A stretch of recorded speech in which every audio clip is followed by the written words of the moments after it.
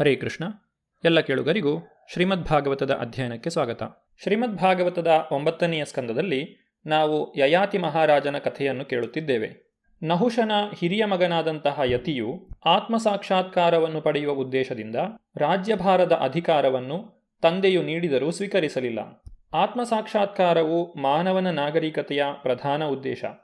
ಸತ್ವಗುಣದಲ್ಲಿರುವವರು ಮತ್ತು ಬ್ರಾಹ್ಮಣ ಗುಣಗಳನ್ನು ಬೆಳೆಸಿಕೊಂಡಿರುವವರು ಆತ್ಮಸಾಕ್ಷಾತ್ಕಾರದ ಬಗೆಗೆ ತೀವ್ರ ಆಸಕ್ತರಾಗಿರುತ್ತಾರೆ. ಕ್ಷತ್ರಿಯರು ಸಾಮಾನ್ಯವಾಗಿ ಲೌಕಿಕ ಸಂಪತ್ತು ಹಾಗೂ ಇಂದ್ರಿಯ ತೃಪ್ತಿಯ ಭೋಗಕ್ಕೆ ಅನುಕೂಲಕರವಾದ ಲೌಕಿಕ ಗುಣಗಳಿಂದ ಕೂಡಿರುತ್ತಾರೆ.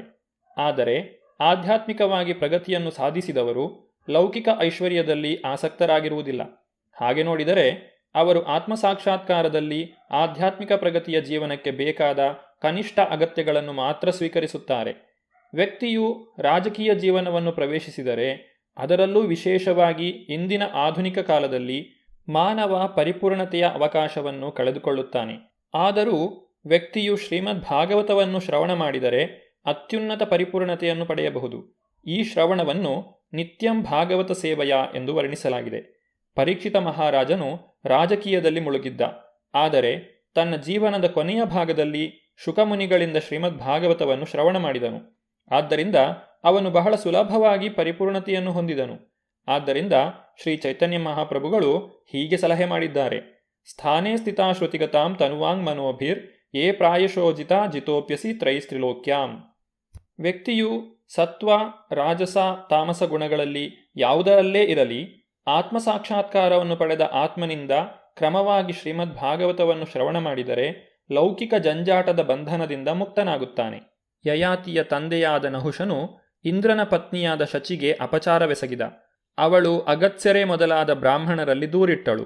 ನಹುಷನು ಸ್ವರ್ಗಲೋಕದಿಂದ ಪತನವನ್ನು ಹೊಂದಿ ಹೆಬ್ಬಾವಾಗುವಂತೆ ಈ ಸಾಧು ಬ್ರಾಹ್ಮಣನು ನಹುಷನಿಗೆ ಶಾಪ ಕೊಟ್ಟರು. ಈ ಕಾರಣದಿಂದ ಯಯಾತಿಯು ರಾಜನಾದನು. ಯಯಾತಿ ಮಹಾರಾಜನಿಗೆ 4 ಜನ ತಮ್ಮಂದಿರಿದ್ದರು. ಅವರಿಗೆ 4 ದಿಕ್ಕುಗಳಲ್ಲಿ ಆಳಲು ರಾಜ್ಯವನ್ನು ವಹಿಸಿಕೊಟ್ಟನು. ಯಯಾತಿಯು ಶುಕ್ರಾಚಾರ್ಯರ ಮಗಳಾದ ದೇವಯಾನಿಯನ್ನು, ವೃಷಪರ್ವನ ಮಗಳಾದ ಶರ್ಮಿಷ್ಠೆಯನ್ನು ವಿವಾಹವಾಗಿ ಇಡೀ ಭೂಮಂಡಲವನ್ನು ಆಳಿದನು. ಶುಕ್ರಾಚಾರ್ಯರು ಬಹಳ ಓಜಸ್ವಿಯಾದ ಬ್ರಾಹ್ಮಣರು.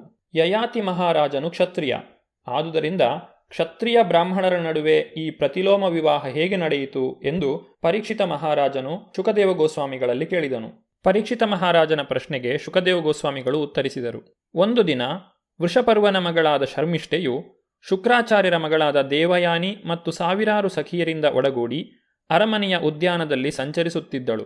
ಅವಳು ಮುಗ್ಧೆಯಾದರೂ ಸ್ವಭಾವದಿಂದ ಕೋಪಿಷ್ಠೆಯಾಗಿದ್ದಳು. ಉದ್ಯಾನವು ಕಮಲಗಳಿಂದಲೂ ಫಲಪುಷ್ಪಭರಿತವಾದ ಮರಗಳಿಂದಲೂ ತುಂಬಿತ್ತು. ಇಂಪಾಗಿ ಹಾಡುವ ಹಕ್ಕಿಗಳು, ಝೇಂಕಾರ ಮಾಡುವ ದುಂಬಿಗಳು ಅಲ್ಲಿದ್ದವು.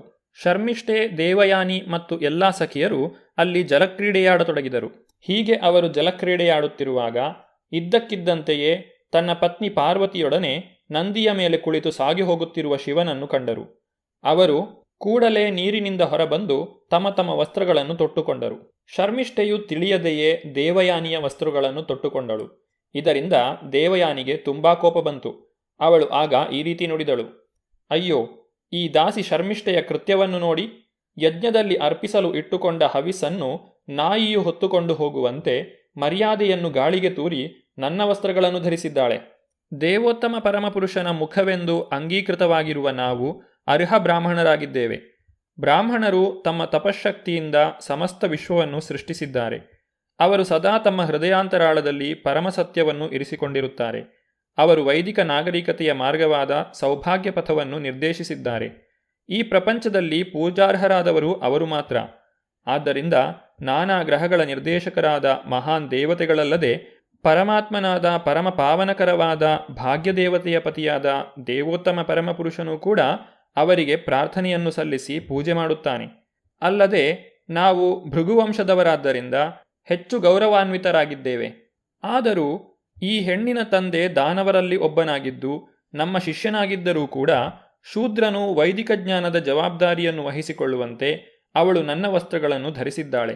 ಹೀಗೆ ಕ್ರೂರ ವಚನಗಳಿಂದ ನಿಂದಿತಳಾದ ಶರ್ಮಿಷ್ಠೆಯು ಬಹಳ ಕೋಪಗೊಂಡಳು. ಹಾವಿನಂತೆ ರಭಸವಾಗಿ ಬುಸುಗುಡುತ್ತಾ ಕೆಳದುಟಿಯನ್ನು ಕಚ್ಚಿಕೊಳ್ಳುತ್ತಾ ಶುಕ್ರಾಚಾರ್ಯರ ಪುತ್ರಿಯನ್ನು ನಿಂದಿಸಿದಳು.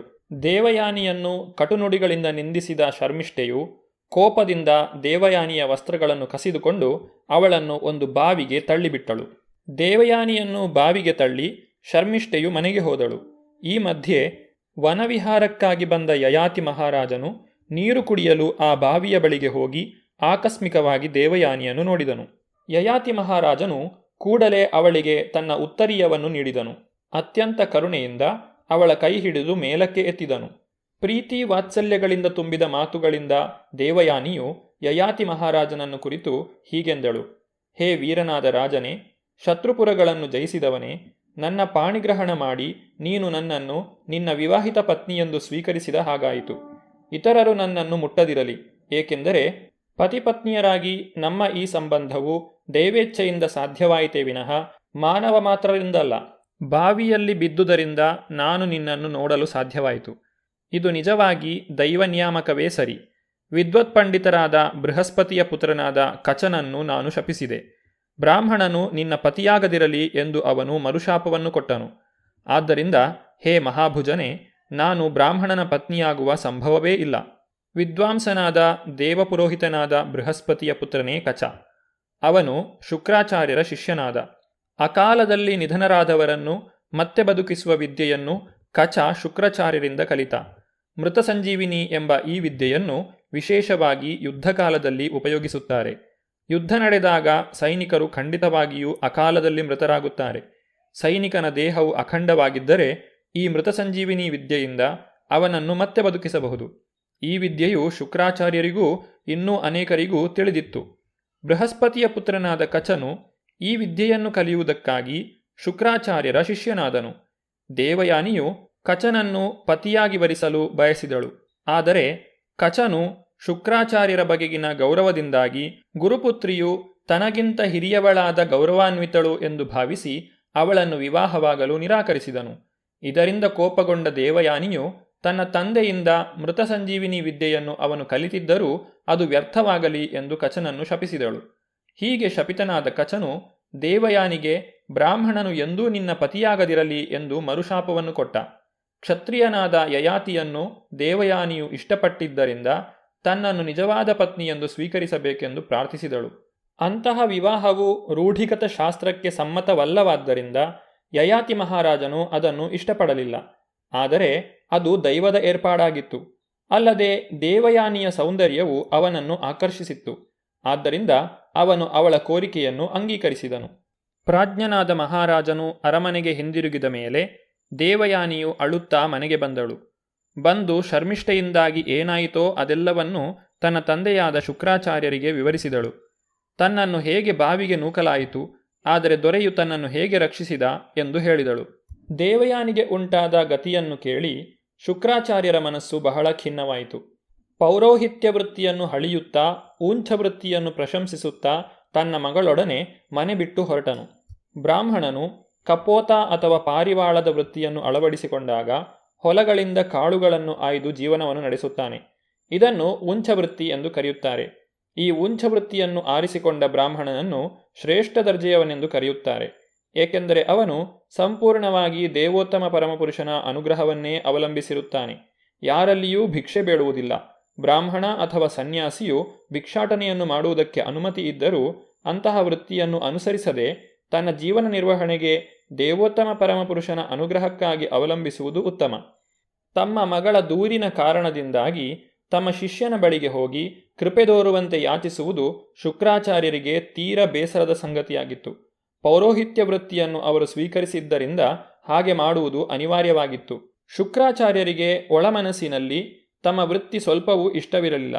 ಆದರೆ ಅದನ್ನು ಅವರು ಅಂಗೀಕರಿಸಿದ್ದರಿಂದ ತಮ್ಮ ಮಗಳು ಸಲ್ಲಿಸಿದ ದೂರಿಗೆ ಪರಿಹಾರ ಪಡೆಯಲು ತಮ್ಮ ಶಿಷ್ಯನ ಬಳಿಗೆ ಮನಸ್ಸಿಲ್ಲದೆ ಹೋಗಬೇಕಾಯಿತು. ಶುಕ್ರಾಚಾರ್ಯರು ತನ್ನನ್ನು ಖಂಡಿಸಲು ಅಥವಾ ಶಪಿಸಲು ಬರುತ್ತಿದ್ದಾರೆ ಎಂದು ವೃಷಪರ್ವ ಮಹಾರಾಜನಿಗೆ ತಿಳಿದು ಹೋಯಿತು. ಅದರಿಂದಾಗಿ ಶುಕ್ರಾಚಾರ್ಯರು ತನ್ನ ಮನೆಗೆ ಬರುವ ಮೊದಲೇ ಹೊರಗೆ ಹೋಗಿ ಬೀದಿಯಲ್ಲಿ ತನ್ನ ಗುರುಗಳ ಪಾದಗಳಿಗೆ ಎರಗಿ ಅವರನ್ನು ಸಂತುಷ್ಟಗೊಳಿಸಿ ಅವರ ಕೋಪವನ್ನು ಶಮನ ಮಾಡಿದನು. ಓಜಸ್ವಿಗಳಾದ ಶುಕ್ರಾಚಾರ್ಯರು ಕ್ಷಣಕಾಲ ಬಹಳ ಕೋಪಗೊಂಡಿದ್ದರು. ಆದರೆ ಸಂತುಷ್ಟರಾದ ಮೇಲೆ ವೃಷಪರ್ವನಿಗೆ ಹೀಗೆಂದರು: ನನ್ನ ಪ್ರೀತಿಯ ಮಹಾರಾಜನೇ, ದೇವಯಾನಿಯ ಇಚ್ಛೆಯನ್ನು ದಯವಿಟ್ಟು ಪೂರೈಸು. ಏಕೆಂದರೆ ಅವಳು ನನ್ನ ಮಗಳು. ಈ ಪ್ರಪಂಚದಲ್ಲಿ ಅವಳನ್ನು ಬಿಟ್ಟು ನಾನಿರಲಾರೆ. ಅಥವಾ ಅವಳನ್ನು ಅಲಕ್ಷಿಸಲಾರೆ. ಶುಕ್ರಾಚಾರ್ಯರು ವೃಷಪರ್ವರಾಜನಿಗೆ ಏನೆಂದು ಆದೇಶವಿತ್ತರು ಎಂಬುದನ್ನು ನಾವು ಮುಂದಿನ ಸಂಚಿಕೆಯಲ್ಲಿ ನೋಡೋಣ. ಧನ್ಯವಾದಗಳು. ಹರೇ ಕೃಷ್ಣ.